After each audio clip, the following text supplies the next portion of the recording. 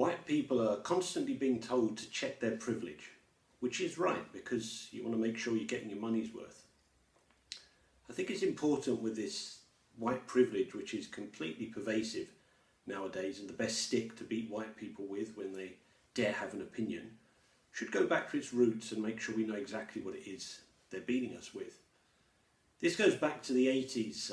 A woman studies scholar, there's a title for you, Peggy McIntosh wrote this paper about her personal experiences, and she lists 50 items which she thinks describes white privilege, and they don't. What they actually do is describe her hatred of men, but besides which most of them are merely majority privilege or wealth privilege, of which she has both in great measure.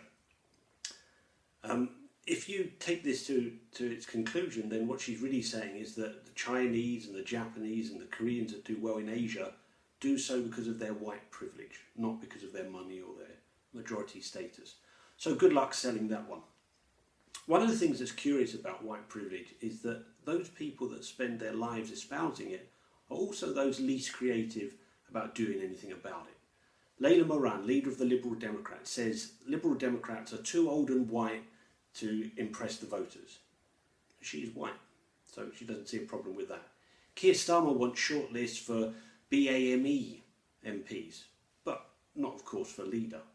Prince Harry lectures us on unconscious bias from his 9,000 room chateau wherever he is, but again not interested about any real measures that he could take himself.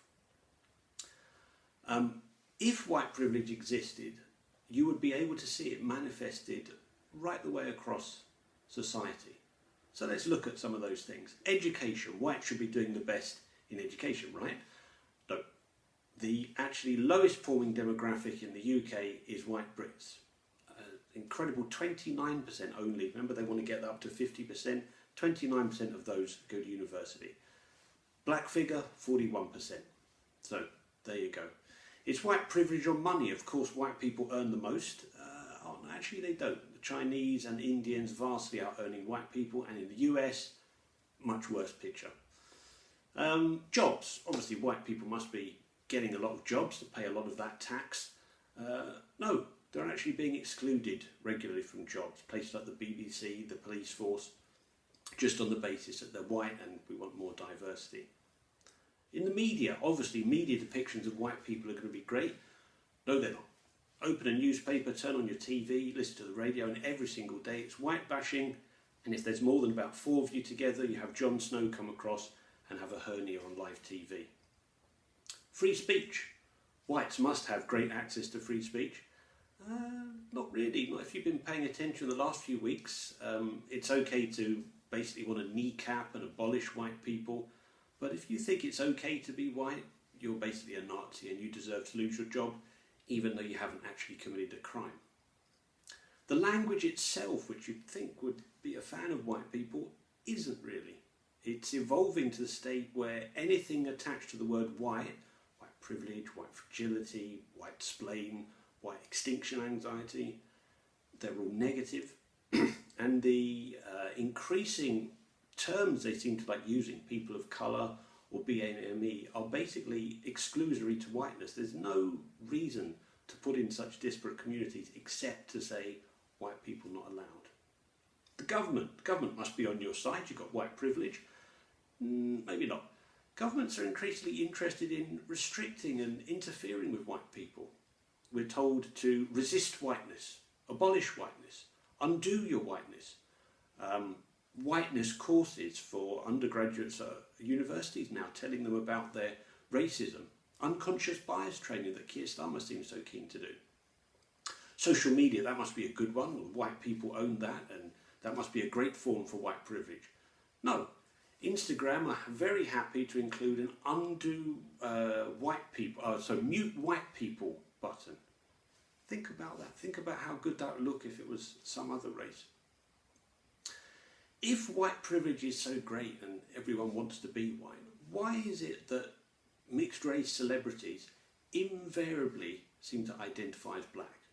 Lewis Hamilton, he's definitely black. Colin Kaepernick, no question there. Obama, Meghan Markle, they're all black, even though they're half white. You wouldn't have white celebrities queuing up to disown their whiteness and say how ashamed they are of it. Eminem, Matthew Paris, Rosanna Arquette.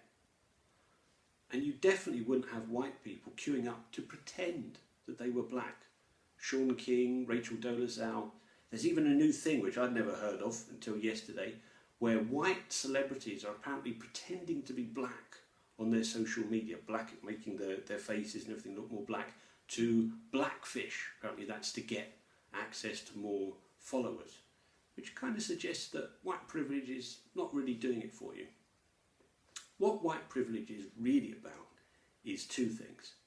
It's a way for rich liberals to get woke points, to show how wonderful they are. And it's also a way to repackage racism. It's actually very clever. You're white, I hate you, it's your fault, and it's your job to do something about it. That's a pretty big move. So the next time someone tells you to check your privilege, you probably should. You might have been missold.